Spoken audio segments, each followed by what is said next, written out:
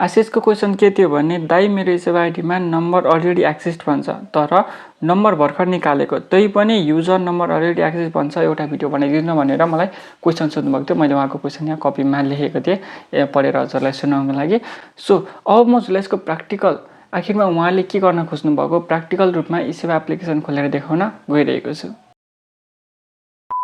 आशिषले इसेवाको नयाँ आइडी बनाउन गइराख्नु भएको थियो, त्यसले उहाँले इसेवा खोल्नुभयो अनि त्यस पछाडि यहाँ तलतिर रहेको रजिस्टर फर फ्रीमा क्लिक गरिसकेपछि यहाँनिर मोबाइल नम्बर हाल्नुभयो, फुल नेम हाल्नुभयो, जेन्डर राखिसकेर यहाँनिर टर्म एन्ड कन्डिसन यहाँनिर एग्री गरेर उहाँले प्रोसिड गर्नुभयो। म हजुरलाई त्यो पनि प्र्याक्टिकल रूपमा देखाउन चाहन्छु।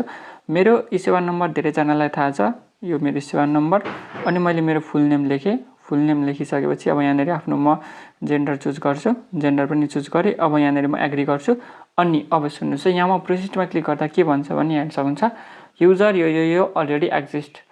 अनि युजर अलरेडी एक्जिस्ट भनेको चाहिँ के हो त, यसको मतलब चाहिँ के भने नि जुन तपाईँ हामीले नम्बर हाल्दैछौँ इसेवा रजिस्टर गर्दाखेरि त्यो नम्बर इसेवामा अगाडि नै रजिस्टर भइसकेको छ भनेर त्यहाँनिर भनिरहेको छ।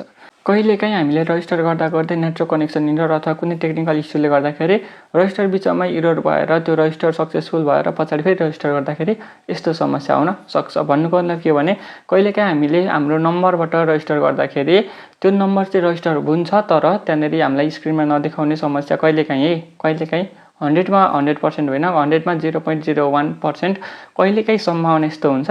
त्यसैले पनि यस्तो खालको इरर आउन सक्छ।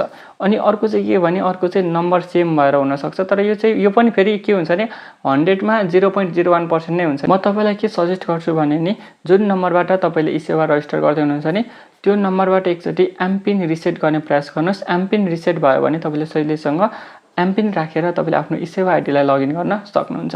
इसेवा आइडी लगइन गरिसकेपछि तपाईँले केवाइसी अपडेट गर्नु पर्यो अनि त्यसपछि तपाईँले आफ्नो इसेवा खातालाई सहिलेसँग चलाउन सक्नुहुन्छ। यदि तपाईँलाई इसेवा खाताको एमपिन रिसेट गर्न आउँदैन भने कमेन्ट बक्स खाली छ, कमेन्ट गरिदिनु होला। एकजनाले मात्रै कमेन्ट गर्नुभयो भने पनि म इसेवा खाताको एमपिन कसरी रिसेट गर्ने सम्बन्धी एउटा छुट्टै भिडियो ल्याएर हजुरहरूलाई जानकारी गरिदिन्छु। भिडियो के कस्तो लाग्यो यदि मन पर्यो भने एक लाइक गरी आफ्नो साथीभाइमा यसलाई सेयर गर्न चाहिँ नबिर्सिनु होला।